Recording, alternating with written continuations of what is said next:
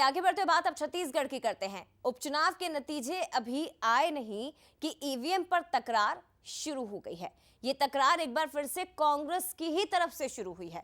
PCC chief दीपक वैज ने EVM को लेकर फिर से सवाल खड़े किए हैं।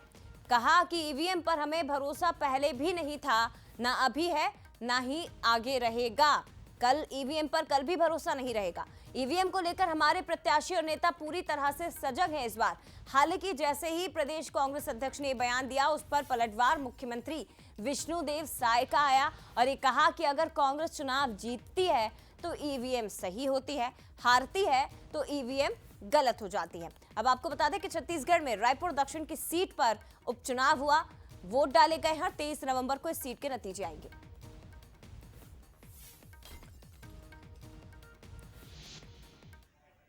ईवीएम पर तो भरोसा न पहले था, अब है, न आगे रहेगा। हाँ, लेकिन हमारे प्रत्याशी सजग है, रखवाली कर रहे ईवीएम का इस समय। तो इस समय यह है कि चुनाव कांग्रेस पार्टी जीतेगी।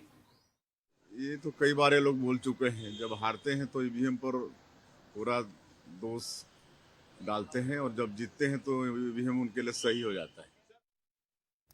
और अनंत हमारे साथ इस वक्त ज्यादा जानकारी के लिए रायपुर से लाइव जुड़ गए। अनंत, फिर एक बार छत्तीसगढ़ में ईवीएम पर तकरार।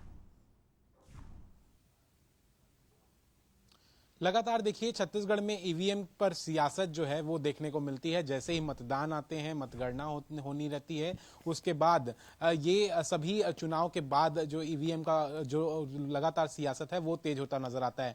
देखिए अभी हाल ही में उपचुनाव हुए हैं और 23 नवंबर को इसकी मतगणना होनी है, रिजल्ट डिक्लेयर होना है। उससे पहले अब ईवीएम पर सियासत तेज हो गई है। कांग्रेस ने ईवीएम पर कहा है कि ना हमें ईवीएम पर पहले भरोसा था, ना आज है, ना आगे रहेगा।